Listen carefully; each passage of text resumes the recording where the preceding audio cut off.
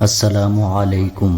شروع کرتا ہوں اللہ کے نام سے جو بڑا مہربان نہایت رحم والا ہے۔ حضرت ابو ہریرہ رضی اللہ عنہ روایت کرتے ہیں کہ رسول اللہ صلی اللہ علیہ وسلم نے ارشاد فرمایا، ایمان کی 70 سے زیادہ شاخیں ہیں، ان میں سب سے افضل شاخ لا الہ الا اللہ کا کہنا ہے، اور ادنا شاخ تکلیف دینے والی چیزوں کا راستے سے ہٹانا ہے، اور حیا ایمان کی ایک اہم شاخ ہے۔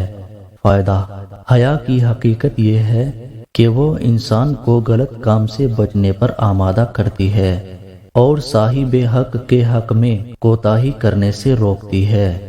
حضرت ابو ہریرہ رضی اللہ عنہ روایت کرتے ہیں کہ رسول اللہ صلی اللہ علیہ وسلم نے ارشاد فرمایا، اپنے ایمان کو تازہ کرتے رہا کرو۔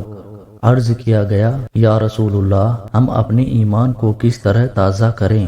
ارشاد فرمایا، لا الہ الا اللہ کو کثرت سے کہتے رہا کرو۔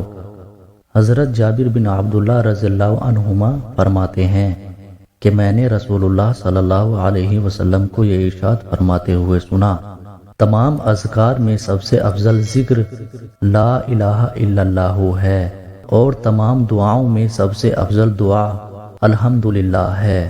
فائدہ: لا الہ الا اللہ سب سے افضل اس لیے ہے کہ سارے دین کا دار و مدار ہی اس پر ہے، اس کے بغیر نہ ایمان صحیح ہوتا ہے اور نہ کوئی مسلمان بنتا ہے۔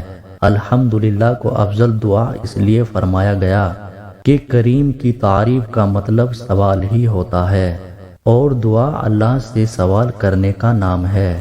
حضرت ابو ہریرہ رضی اللہ عنہ فرماتے ہیں کہ رسول اللہ صلی اللہ علیہ وسلم نے ارشاد فرمایا، جب کوئی بندہ دل کے اخلاص کے ساتھ لا الہ الا اللہ کہتا ہے تو اس کلمے کے لیے یقینی طور پر آسمان کے دروازے کھول دیے جاتے ہیں، یہاں تک کہ یہ کلمہ سیدھا عرش تک پہنچتا ہے، یعنی فوراً قبول ہوتا ہے، بشرط ہے کہ وہ کلمہ کہنے والا کبیرہ گناہوں سے بچتا ہو۔